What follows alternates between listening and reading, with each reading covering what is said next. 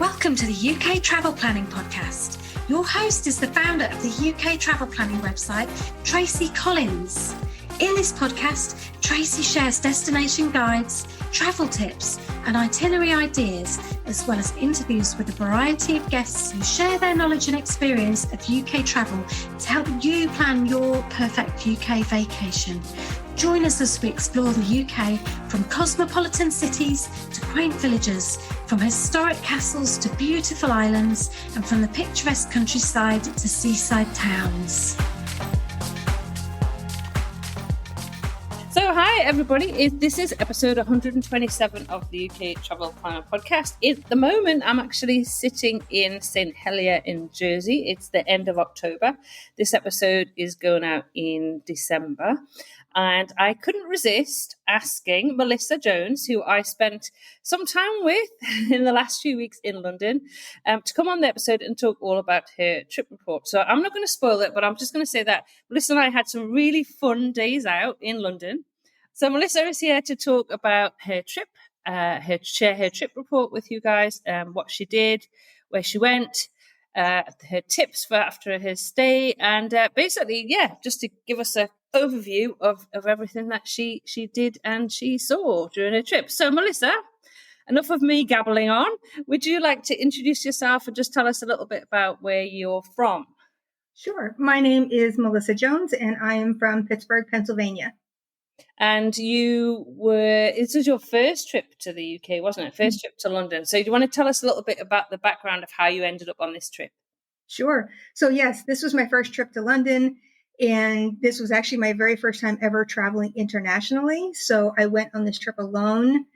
And I wanted to come to London because I love British history, especially everything revolving around Royal British history. So this was really a long planned dream of mine to go on this trip.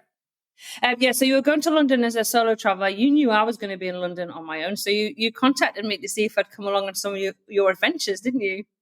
I did, because I was a little bit nervous. As I had said, I've never traveled internationally before, and the fact that I was going alone. So I thought it would be great if I could connect with you since we were going to be there at the same time. And you were gracious enough to make time to meet with me. Oh, no, it was great fun. So you're a member of our Facebook group, aren't you? And a big podcast listener. Yeah. So I originally discovered, I think, your podcast first when I started doing research looking for London travel sort of tips. And then I discovered your Facebook and your website page, through the podcast. Brilliant. So when you started planning your itinerary, how did you go about that? And how long were you there for? Was it about 10 days, Melissa? Yeah. So I was in London for 10 days and I really started planning my trip by just making a list of all the things that were must-sees for me. And then I created a spreadsheet and started to sort of put things together based on location so I could try to optimize my time as best as possible. And by the time I had discovered you and your planning services, I had already started to book things. So I couldn't really take advantage of that, but I was able to use your website to just kind of get some tips and tricks and to listen to, questions that people were posting on the Facebook page, like the existential question of, do I do contactless or an Oyster card?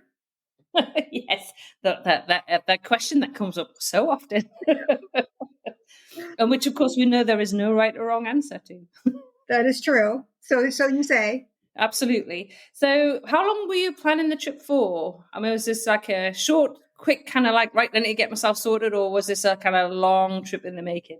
So it's something I dreamt of doing for a long time, but the decision was not made until around the middle to end of June. And then I made the plans to travel at the beginning of October. So it was a pretty quick turnaround. Yeah, you did. It did do kind of quick itinerary and get yourself sorted really quickly. Yes. So you flew from Pittsburgh directly to London? Yes, I did. It was about 7.5 hours. And when I landed, I actually took the recommendations of using one of your partners, and everyone on Facebook had said such wonderful things about Riz from XFA. So I used him and it was great. It really relieved some of the stress, especially for someone who hadn't traveled internationally. I didn't have to worry about how I was going to get from the airport to my hotel and back again.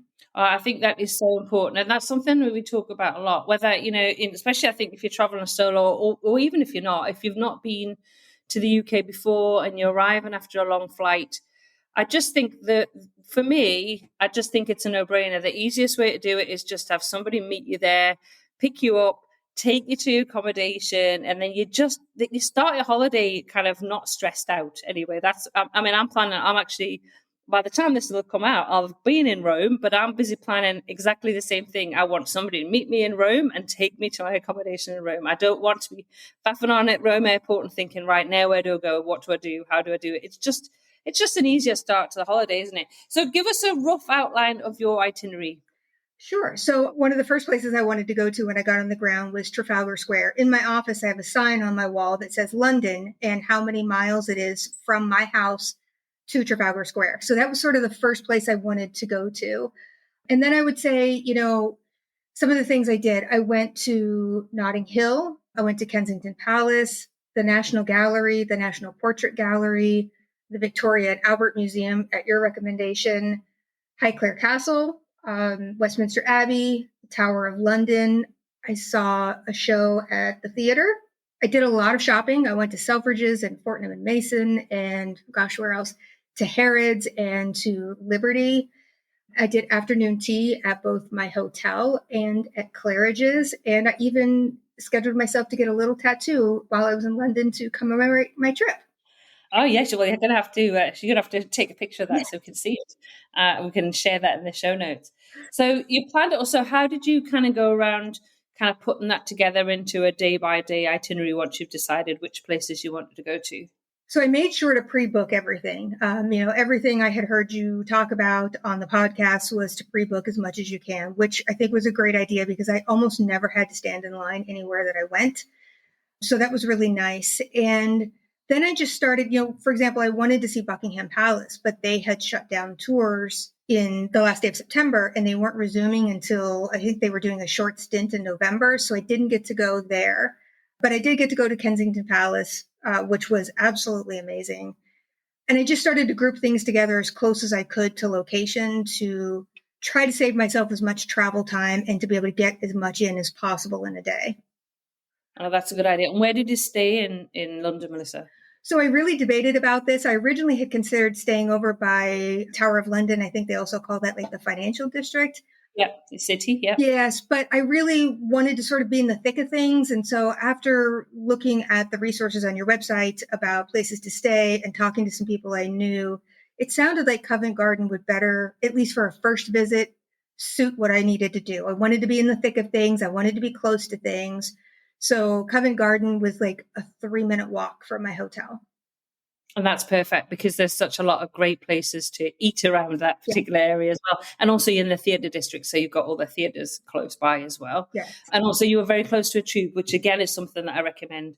Because I know what it's like, when you've been out all day and you walk so many, 15, 20,000 steps. And the last thing you want to do when you get back is have to walk another 20 minutes or whatever to your hotel. Well, I know I certainly don't. I want to be as close as possible.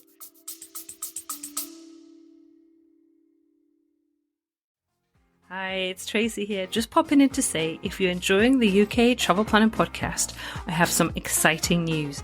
Why not join us on the Global Travel Planning Podcast, where we bring you travel inspiration, itinerary ideas, real-life adventures, and practical tips to make your travel dreams a reality. We've already explored Japan, Vietnam, Queensland, and Switzerland, with more thrilling destinations coming up. So tune in on your favourite podcast app and embark on a global adventure with us.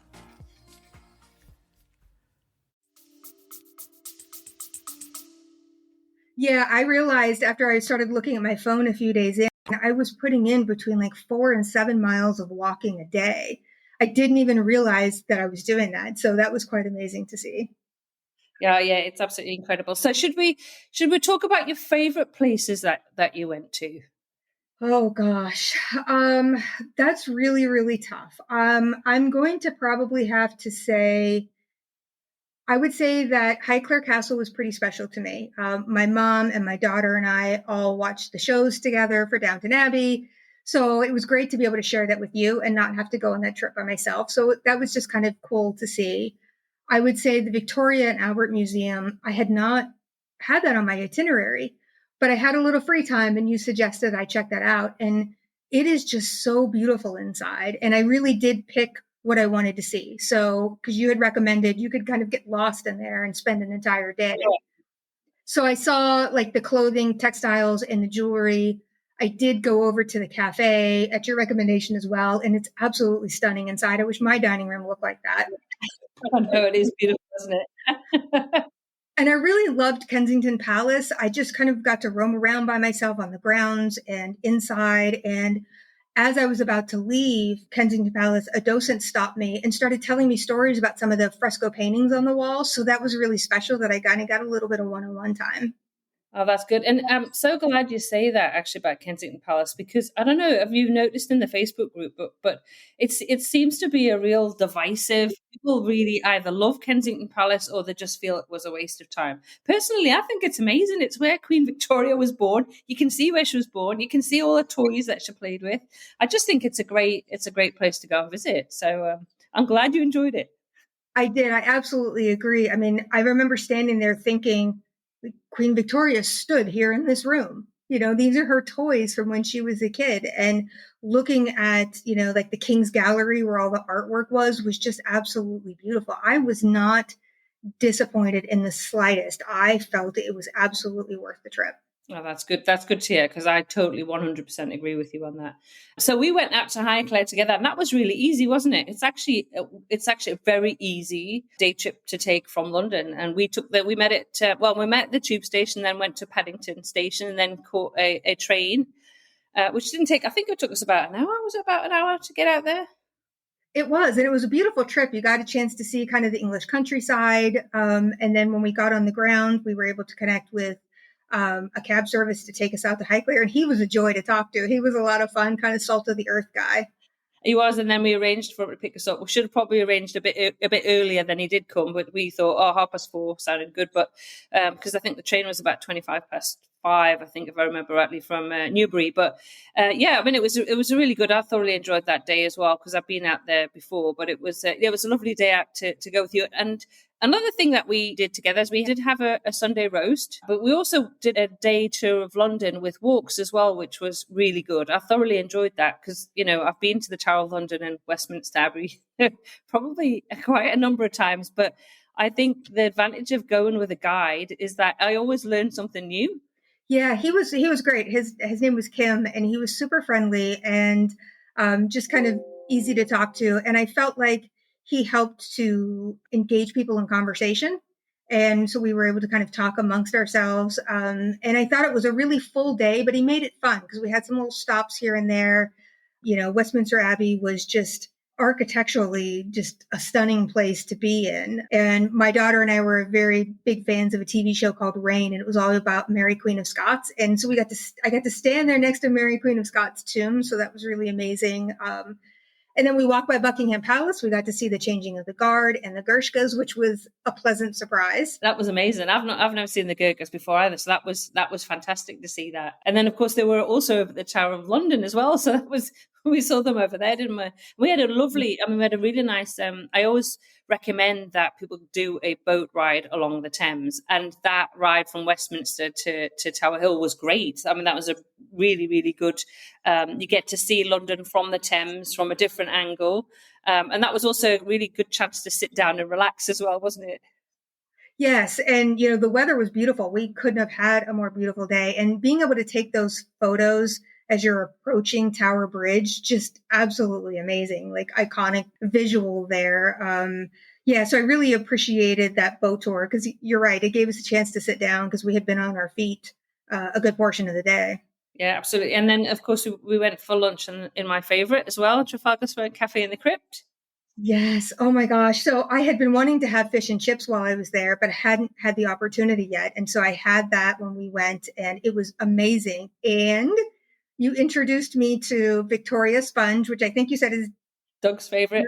Doug's favorite. Yeah. So now it's one of my favorites. I know you're not as much of a fan, but I now love Victoria Sponge. So yeah, the Crypt was really, really good. And that's it. Well, it's somewhere that I kind of always recommend, because if you're in that area, Trafalgar Square area, it's a great place to go and have lunch, and it's not expensive either, which is it's another really good thing, and it's good food. So how did you find, I mean, because obviously I think we spent maybe 3 days, we did stuff together. So how did you find it traveling solo the rest of the time? Because we often get asked by people, it's like, oh, I'm considering a solo trip, but I'm a bit worried, I'm a bit nervous, a bit apprehensive about it. So how did you find it? So I really enjoyed it. I was nervous about it, again, because I hadn't traveled internationally, but I wanted to be able to come and go when I wanted to. If I wanted to stand there and look at the crown jewels for 2 hours, then that's what I wanted to do. And I didn't want to feel guilty about it. I would say that one of the things I was most nervous about was learning to use the tube. And everybody kept assuring me that it would be okay, that everything was marked well. And so my very first kind of outing by myself, I went to Notting Hill. So I took the tube, and literally once I got into the tube station, it was as simple as just looking at the map. I also used City Mapper everywhere I went. City Mapper was constantly open on my phone. And I got there and back with no trouble. And that kind of gave me a sense of confidence. And so then I was just out and about everywhere. And it's really, I mean, it's pretty easy to use. It's a fast way to get around. It's not particularly, I don't think it's a particularly expensive way to get around. And did you use any buses when you were there? Did you just use the tube, Melissa? So I would say I probably use more buses than the tube, only because when you're in the tube, you're underground, you're not seeing anything. Now, if I was in a hurry to get somewhere, it was like later in the day, I would use the tube. But I used buses a lot because it allowed me to see more of the city as we were kind of going, around the city. Now I know you had we talked about kind of tours that you had booked. So we had the tour booked at Highclere Castle that we did, and we did the walks London in a day one. But unfortunately, you were going out to the Cotswolds, but you got sick, so you weren't able to go on that. Yeah, that was really disappointing. I was excited to kind of go out and see the English countryside and kind of get away and see those beautiful homes up there. But yeah, I came down with not feeling well for about 2 days, and so I had to cancel that. So that just gives me more motivation to come back. I was going to say you can add that onto your list for next time that you come back. Along with other places in England and Scotland, we've got lots of places we're talking about, weren't we? It's like you need to go here, you need to go here, you need to go there. I mean, there's just so many places when you start talking about it. It's like there's just so much to go and do and see. So let's talk about food, because we did have a Sunday roast, and I know you did a couple of afternoon teas. What were your favourites, kind of highlights of the different dishes that you had, foods that you tried? So I would say that I'm now a massive fan of sticky toffee pudding. I think I had that at dessert pretty much everywhere that I went. The fish and chips, which we talked about. And then when I told you I was going to Fortnum and Mason, you said you have to get a Scotch egg. And I knew what it was in concept, but I wasn't sure what it was going to taste like. So I got one, stood at a little table with a cup of tea. Oh my goodness, it was amazing. I cannot wait to have another one. It was really good. It's really good. And the piccalilli that they do it with is just that they pair it with is just delicious as well. Did you get to go to Pick and Cheese? I don't know if it was on your list to do. No, I did not. I know we had talked about it, but I just didn't quite fit it into my schedule. I would say one of the coolest places I went to eat, though, was not far from my hotel. It was the Old Bank of England pub. And it's just like a Victorian dream inside. And I went there and had like a braised beef pie with the gravy poured all over the top, and had a cocktail while I was there, and had my sticky toffee pudding, and it was just really, really beautiful inside. I really liked that. Just the ambiance of the place was great. Oh, that's good to know. And so I was just thinking, we're talking about kind of foods and things that you didn't get to Pick and Cheese. So next time you're in London, we have to go there. I haven't been this trip myself. I walked past it the other day and I was kind of like drawn to it. I was like, oh, I haven't been. And I was like, I wonder if you managed to get there. So how did you find, because you know you did a couple of posh afternoon teas. We actually had a kind of afternoon tea sort of when we went to Highclere as well, which really good. It was a lot better than I had expected it to be. So talk us through your afternoon tea experiences. So I did afternoon tea at my hotel just because it was a little bit more laid back. And so I did that the day that I went to go see a show at the theater, just so I could have something before I went. And then I went to Claridge's, which is someplace I've always wanted to go. My mom loved everything Art Deco, and Claridge's is very Art Deco. And so I made reservations there months ago because you have to make them pretty far in advance. So I went there and the interior was absolutely beautiful. It was probably a little bit too fancy for me. I felt a little out of place, even though I was dressed up and everybody was lovely and the service was great. The food was great. I had hoped to stop at the gift shop because there were some things I wanted to get, but the gift shop was closed that day. They were doing some work. So unfortunately, I didn't get to make any purchases, but I do recommend it. I think it was a lot of fun. It was worth it. I'm glad that I went. Perfect. So that kind of leads us really nicely into purchases, Melissa. You did buy some really lovely things. Let's talk about what you bought and where. And obviously, I assume you're going to mention how good some of the museum shops are as well, because they're my downfall. Yes, I literally brought a small carry-on with me that was empty just to bring stuff back. And I was fully prepared to box things up and ship them home if needed because I wanted to buy as much as I could. So I did a lot of shopping. I went to, all the big department stores, especially to their Christmas shops. And so I bought Christmas decorations that I could bring home and hang on my tree that I can always remember from my trip. I bought a handbag for myself at Harrods and one for my daughter, just a very, very little small one at Selfridges because she always wanted something from Selfridges. I would say, I went to every gift shop at every site that I went to and bought a little something just because I could not help myself.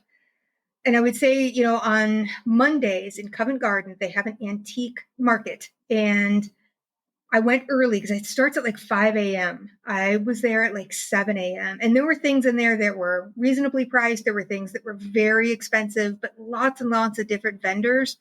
And I actually made several purchases there. I bought my daughter a Victorian era like perfume bottle that like a Victorian woman would have had on her dressing table.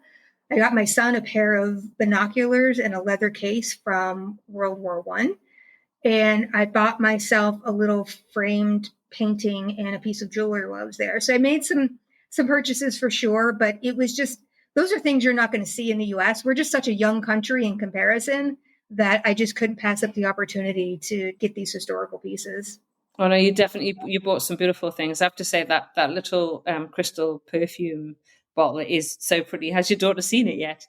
Yes, I actually, as soon as I got home, I boxed up all the things that I got for her and sent them to her, and she absolutely loved it, and she can't wait to find something to put inside of it. Oh no, I'm not surprised. Yeah, it's a really good tip. Anyway, if you are planning to visit the UK, is to bring a whole roll with you for all the purchases that you're going to make. I think somebody asked in the Facebook group the other day, and because they're looking for kind of unique and different purchases, and we need to say like going to Covent Garden to the antiques market is a good idea. And I just said I'm a bit of a letdown because I just collect fridge magnets and ducks.